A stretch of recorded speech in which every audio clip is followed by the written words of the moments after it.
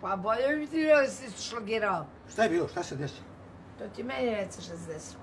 Šta da ti kažem? Šta je ovo? Pandurčino je na pandurska, šta je ovo? Šta smeš? Šta smeš, seksualni manijak, svi dole? Simka, vidi, to je ništa, glupost. Gluposti? Gdje si bio cijel dan? Pevaj. Pevaj. Pevaj! Pa gdje bih bio u kafani? A ne misliš valjda da sam ja to kupio? Bato. Bato! Ko je ona? Pevaj. Koja ona, ne znam o čemu pričaš. Bato, batice, za koga je ovo?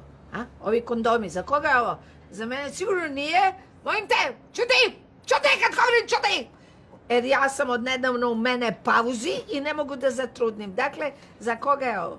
Simka, ne mogu da dođem do reči od tebe. Budi malo parlamentarna. Svaka stvar ima logično objašnjenje. Dobro, daj mi jedno logično objašnjenje za koga je ovo. Pazi, ovo ulje za erotsku masažu, boga ti. Za koga je ovo? Koga si mislio se ovim da masažiraš? A Koga? Tebe, Simka. Jesi ti malo šisnut? Želeo sam te se, što da krijem. Jesi ti mene zekiš to vam? Zezaš!